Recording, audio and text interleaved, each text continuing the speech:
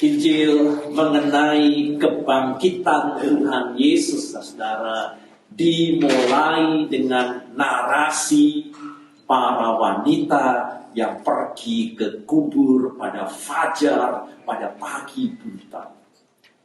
Mereka pergi ke kubur para wanita ini untuk menghormati tubuh jenazah Tuhan yang mati disalibkan. Tetapi mereka terkejut mendapati bahwa kubur itu sudah terbuka dan kosong. Tidak menjumpai jenazah Tuhan. Maka malaikat muncul dan berkata, "Jangan takut." Dan setelah itu menyatakan bahwa dia yang kau cari itu bangkit. Dan inilah perintah pertama setelah Tuhan Yesus bangkit. Katakan kepada para murid bahwa aku bangkit dan aku mendahului ke Galilea dan menunggu para murid di Galilea itu. Dia telah dibangkitkan dari antara orang mati dan dia mendahului kamu ke Galilea. Katakan itu kepada murid-murid Tuhan. Maka para wanita dengan takut tetapi sukacita yang besar, mereka kemudian menyampaikan kepada murid-murid dan berkata, "Tuhan yang hidup dan bangkit berkata, jangan takut, pergi dan beritahu saudara-saudaraku untuk pergi ke Galilea. Di sana mereka akan melihat aku." Di sana di Galilea itu, mereka akan melihat aku yang bangkit itu. Mari kita lihat saudara bahwa setelah kematian Tuhan, kondisi murid-murid sungguh sangat tergoncang. Semua tampaknya sudah gelap. Semua sepertinya telah berakhir. Semua kepastian runtuh tiba-tiba. Harapan mereka juga sudah gugur. Tetapi tiba-tiba kemudian muncul pesan yang mengejutkan dari para wanita yang ternyata dipakai Tuhan menjadi saksi pertama dari kebangkitan Tuhan. Bukan para laki-laki yang pada waktu itu diagungkan, tetapi para wanita dipilih sebagai saksi pertama dari kebangkitan Tuhan. Dan perintahnya kepada murid-murid, pergilah ke Galilea. Itulah tema kita. Pergilah ke Galilea. Perintah para murid untuk menemui dirinya yang mendahului lebih dahulu di Galilea dan menunggu para murid di sana. Sudah disampaikan pertama kali kepada para malaikat, tetapi kemudian dua kali Tuhan Yesus sendiri yang berkata, "Biarlah mereka pergi ke Galilea, karena di sana mereka akan melihat aku." Apa artinya pergi ke Galilea? Mengapa Tuhan menyuruh murid itu pergi ke Galilea? Kita tahu yang dahulu ikut tur ke Israel, kita juga ke Galilea, kan, melihat di sana. Sekarang ada di perbatasan Libanon dan Israel. Kita tahu bahwa Yesus dibesarkan di sana, di Nazaret. Itu kota di Galilea. Yesus, saudara, juga memanggil para muridnya di Galilea. Itulah awal dari pekerjaan Tuhan.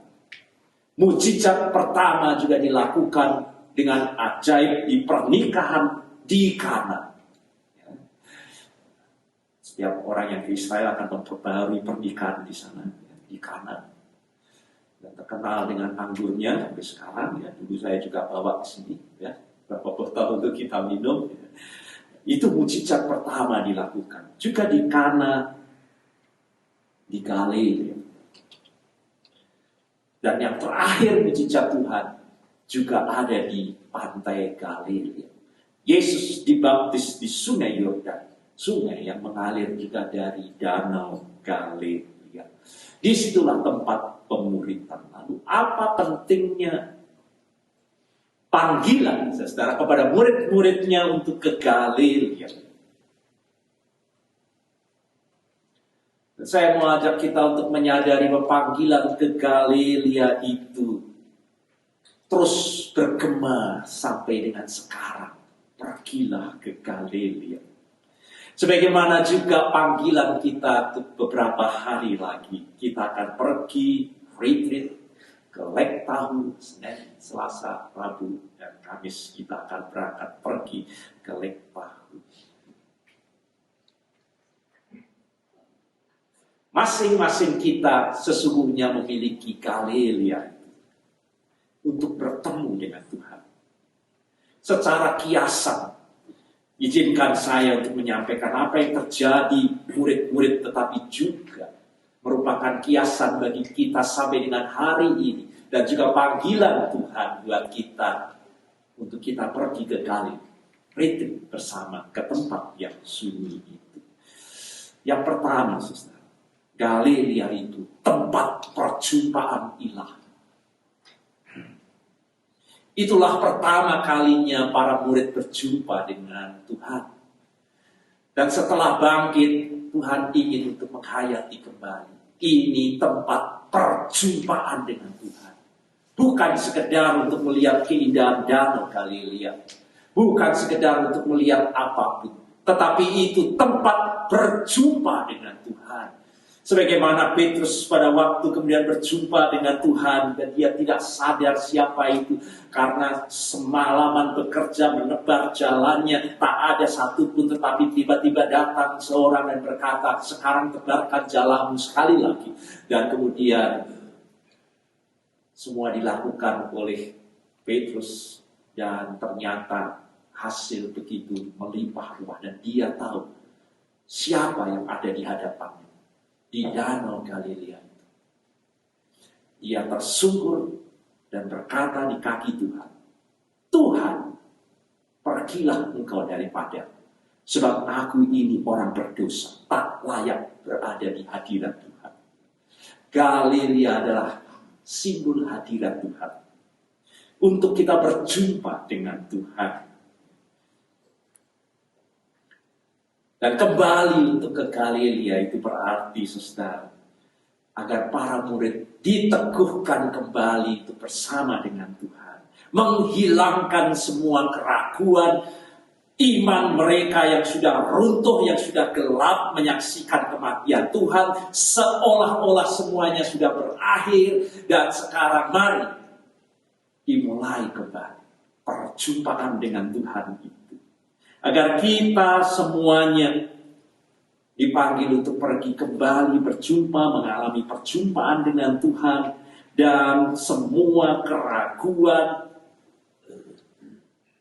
dihalaukan dan mempersiapkan kembali para murid menjawab tantangan baru untuk menjadi para rasul Tuhan. Para murid itu segera akan menjadi para rasul Tuhan yang dipakai Tuhan untuk menegakkan gereja. Dimulai dengan panggilan, mari ke Galilea.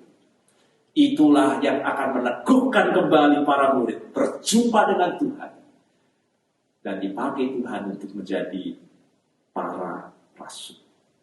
Yang kedua, ke Galilea itu tempat penyegaran dan pembaharuan kembali. Dari para murid yang sudah terpuruk sedemikian rupa dalam depresi dan stres yang luar biasa.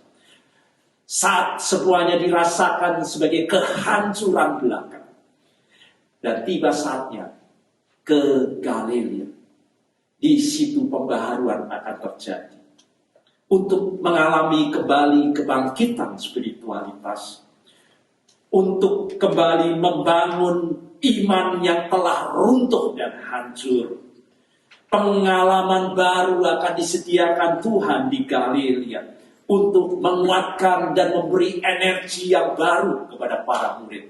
Pergi ke Galilea, aku sudah menunggu di sana untuk memberi energi baru, bangkit kembali untuk berdiri lebih tegak dalam menyambut rahmat dan anugerah Tuhan. Pergi ke Galilea yang ketiga adalah tempat penyegaran rohani. Nah, kita disegarkan, dihidupkan kembali dari kondisi semula yang terpuruk dari murid.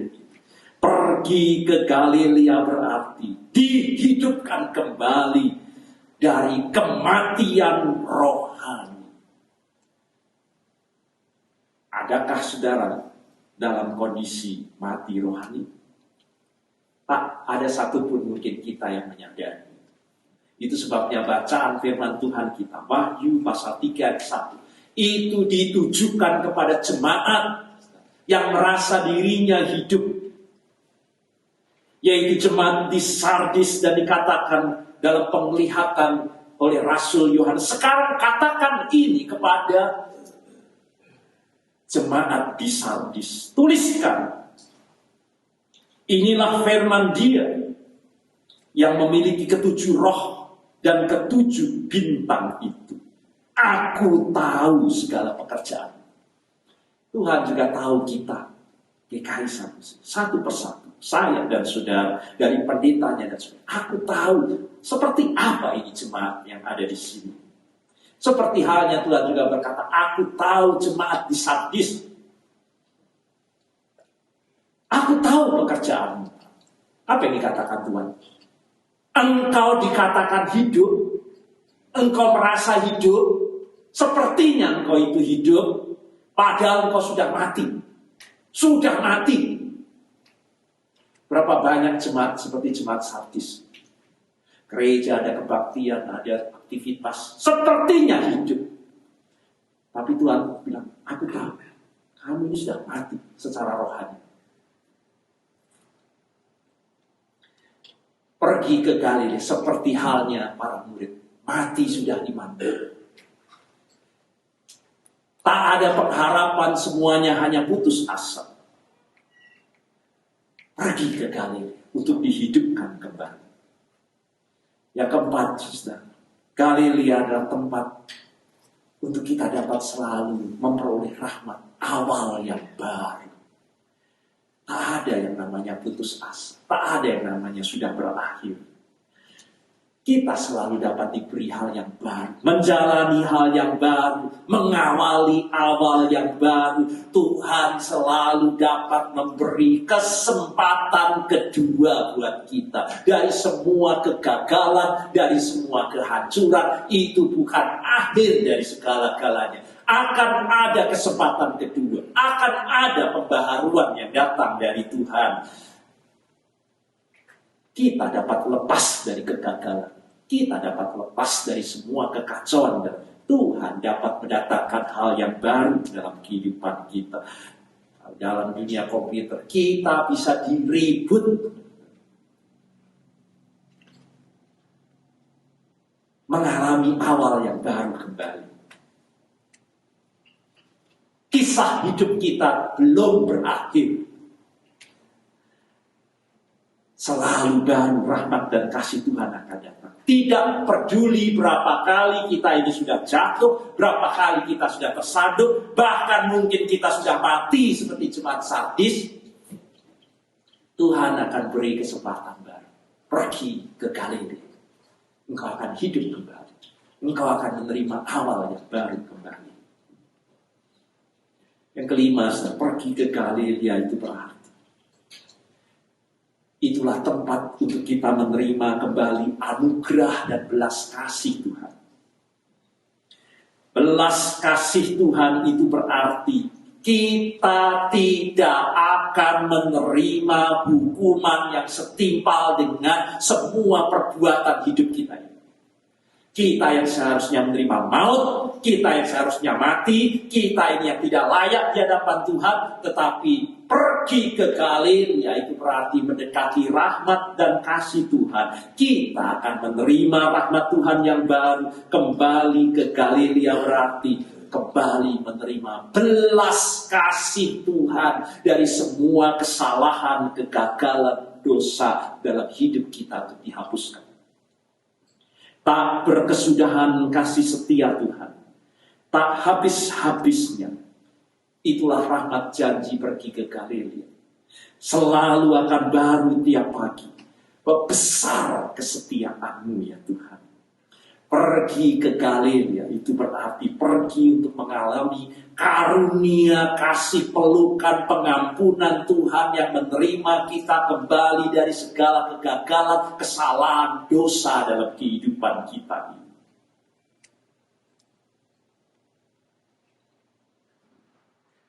Yang berikutnya, saudara, ke Galilea itu berarti tempat di mana kita akan menerima dan menemukan kembali panggilan Tuhan dalam hidup kita.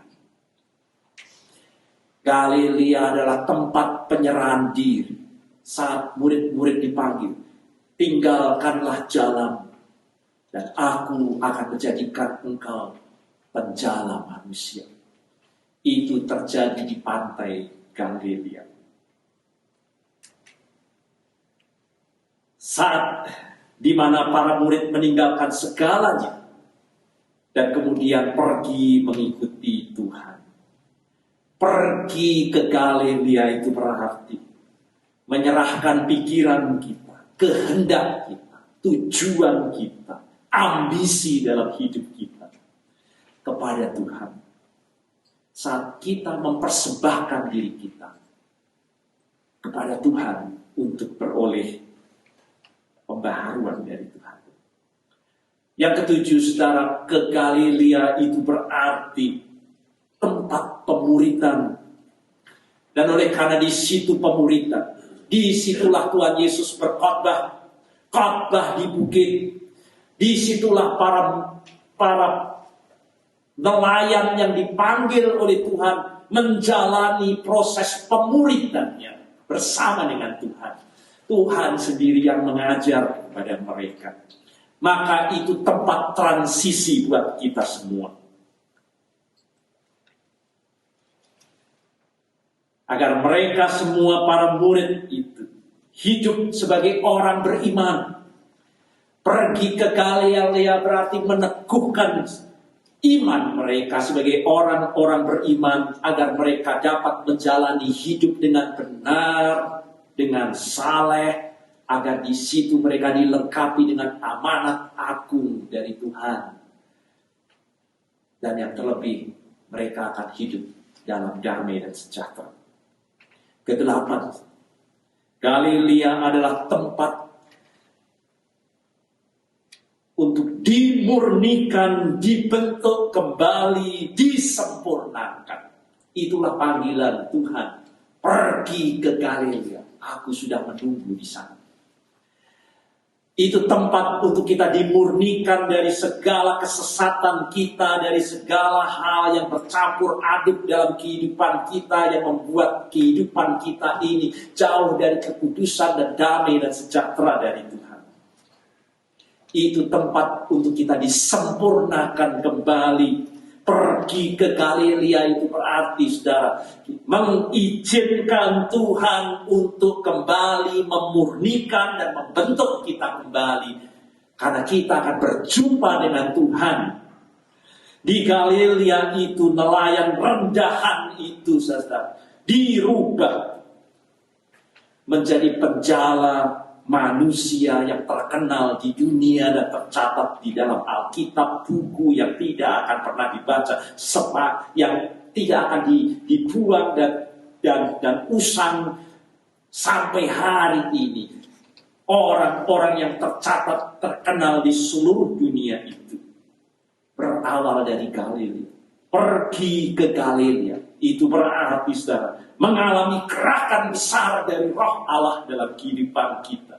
Kembali ke Galilea itu berarti, saudara, menerima api yang baru dari Tuhan untuk pelayanan yang akan sangat berdampak dalam kehidupan kita.